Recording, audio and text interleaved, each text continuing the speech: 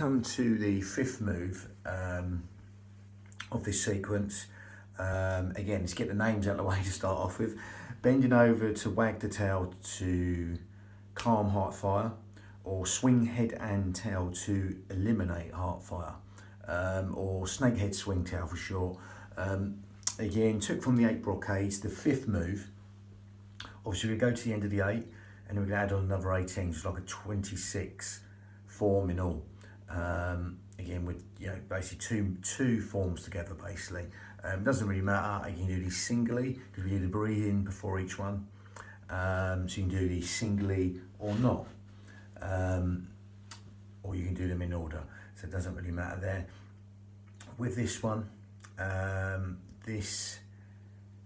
within the 8 brocades, the move, we're just taking it and we're putting it with the hypnotheric principles or hypnotic principles, the breath, the yogic and the Pilates breath, all mixed into one.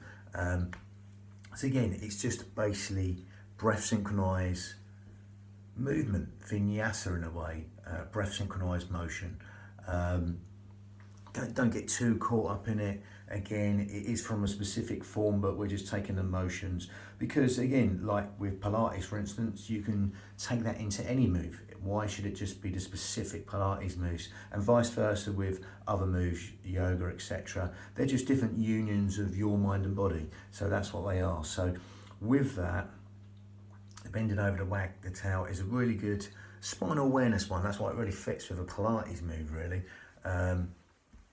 And it's a really good one for spinal awareness, bearing up against gravity, that sort of stuff. As with all these, they massage the organs in an internal manner. It's like an inside job with the breath, the motion, the movement.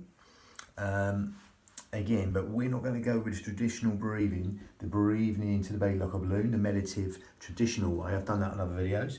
We're going to go into the Pilates setup straight away. So we're going to do that right now as we zip up pelvic floor, scoop out your abdominals. They go together anyway. You can't do one without the other. So basically, I'm overemphasizing this. Zip up pelvic floor, scoop out your abdominals. Take the navel towards the spine and just scoop out your abdominals.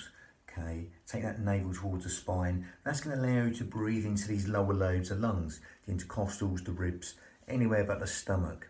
Okay, if you get the 2 middle fingers touching underneath the xiphoid process, the sternum, the breastbone, you can see what we call lateral thoracic breathing in Pilates. So as you zip up pelvic floor, scoop out your abdominals, okay, that's going to help you breathe into these lower lobes of lungs. So just start with the Pilates breath, breathing in through the nose and exhaling through pursed lips. I just notice my shoulders are up, so I'm just letting them drop. And as you keep on zipping up pelvic floor, scooping out your abdominals, you'll see this motion happening, okay? Or you'll feel that happening in these lower lobes of lungs. The fingers will be moving slightly like seaweed on the bottom of the seabed to the sides and back. Just adding width to the lungs as you breathe in and length for the out breath. As you exhale at the moment through pursed lips, the regular Pilates breath. Now by zipping up pelvic floor and scooping out your abdominals, you'll feel that support on the spine right now. As you do this right now, breathing in through the nose and exhaling through pursed lips. So if you're sort of blowing out a candle through pursed lips.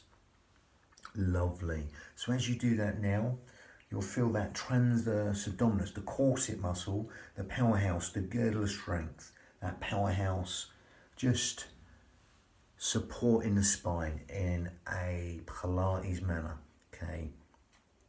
Lovely. Also helps the extension force for lumbar thoraciofascia, the back of the corset. You don't have to know all these names, I'm just going through it a little bit of detail. The main thing here that's going to help us use our corset muscle, our transverse abdominis in a most efficient manner by doing the opposite of the traditional breathing, the meditative breathing, helping us breathe anywhere but the belly button, helping us breathe low and deep into these lower lobes of lungs. There's nowhere else for it to go. So as you keep breathing them fish gills, we get to close the mouth and we just make a smaller filter through the nose right now. Okay, now to make that a little bit more yogic to start off with. Okay, that smaller filter through the nose will help us lengthen the breath. As within a lot of the yogic asanas, we're lengthening the breath. That's like a tool. It's a bridge between the mind and the body. It's our gauge to see how deep we can get into the postures. The length of the breath, okay? Lovely. So that's just the start there. Lovely. So as you do that, breathing through the nose and exhaling out through the nose, you'll naturally feel that you want to allow the out breath to lengthen longer than the in breath. Just allow that to happen in a natural way, and then become conscious of that, and specifically elongate the out breath longer than the in breath. Okay? So take your mind, be within the breath, within that lovely elongated out breath, which is longer than the in breath. Okay? And as you zip up pelvic floor and scoop out your abdominals, allowing your breath to come into them lower lobes of lungs, them fish gills, 3D style, organ deep, cell deep, even bone marrow deep, and allow the out breath to lengthen longer than the in breath. You can quadruple it, double it, triple it consciously, longer than the in breath.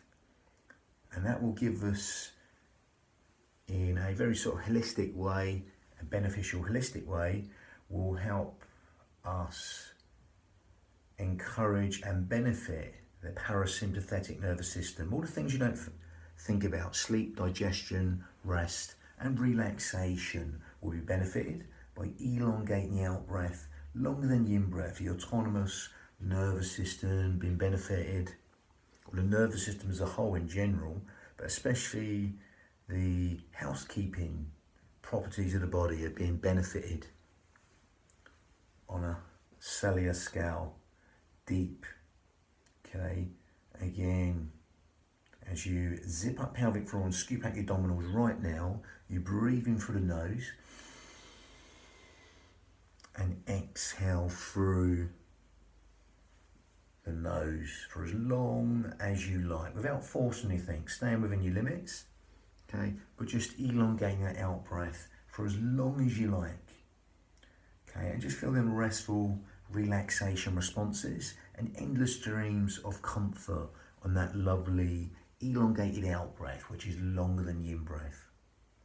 Just feel that lovely chemical cascade of relaxation happen as you zip up pelvic floor and scoop out your abdominals right now, and elongate the out breath for as long as you like.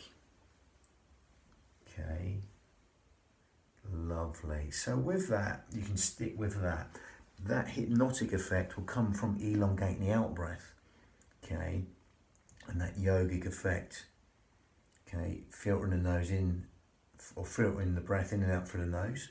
Now again, you can make that yogic breath slightly more advanced. If you can't get it, don't worry. Carry on zipping up pelvic floor and scooping out your abdominals right now. Breathing in through the nose, and we're going to turn it into Ujjayi breath, victorious breath. So we're going to breathe in, we're gripping the esophagus, narrow that, and we're going to breathe in. And you'll feel that soft, silky, whistling sign breath. Then we exhale.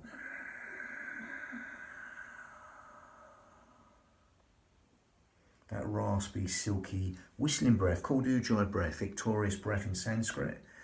Again, zip up pelvic floor, scoop out your abdominals, breathe in through the nose. And exhale through the nose.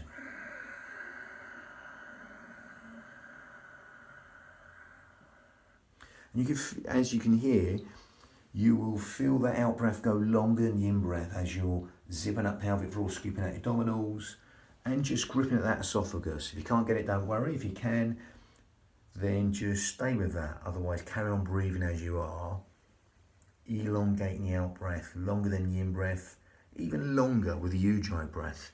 Okay. Again, all the breath will be lengthened with that Ujjayi breath because it's a smaller filter through the esophagus. You know, you're constricting that area and making that sort of Darth Vader, soft, silky, whistling Ujjayi breath, victorious breath, seashore breathing. Okay, so again, as I demonstrate that again, as you zip up pelvic floor and scoop out your abdominals, you're breathing through the nose. And exhaling.